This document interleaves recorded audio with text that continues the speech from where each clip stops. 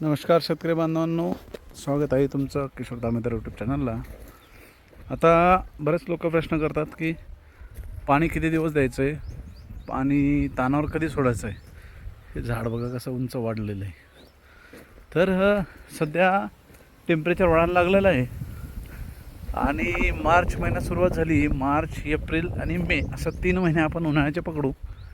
पण मागच्या 2 वर्षात मे महिन्यामध्ये जो पाऊस येतो कमी अधिक पडतो बऱ्याच ठिकाणी, तो अंदाज घेता आपल्याला या महिन्यात म्हणजे पुढच्या 20-25 तारखेपर्यंत 20 तारखेपर्यंत तरी बऱ्यापैकी पाणी द्यायचं आहे. ड्रिपनी असो, तुमच्याकडे फ्लोचं शक्यतोवर 10 मार्चपर्यंतच एंड करायचं आहे किंवा आता सध्या करू शकता एंड.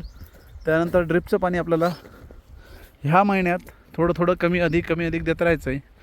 आणि एप्रिलपासून शक्यतोवर आपली जमीन बघून, आपल्या जमिनीचं स्ट्रक्चर कसं आहे त्यानुसार पूर्ण बंद करायचं आहे किंवा एकदम कमी करायचं आहे. डीप सॉईल ज्यांची आहे, काळी जमीन आहे, काळ्या जमीनवाल्यांनी लवकर कमी बंद करायचं आहे आणि हलक्या जमीनवाल्यांनी 15 एप्रिलपर्यंत थांबावं लागेल.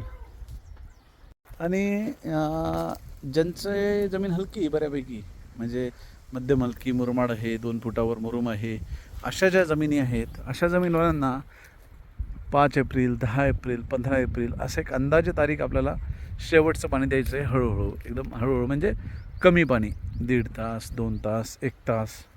आणि यांच्याकडे पाणी बिलकुलच नाही त्यांचा तर काही विषय नाही, त्यांना तर पाणी कमी द्यावंच लागेल.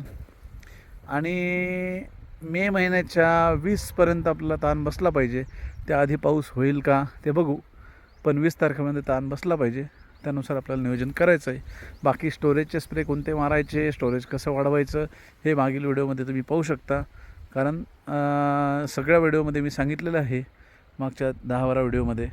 तर तो व्हिडिओ पाहून तुम्ही ते निर्णय घेऊ शकता. धन्यवाद.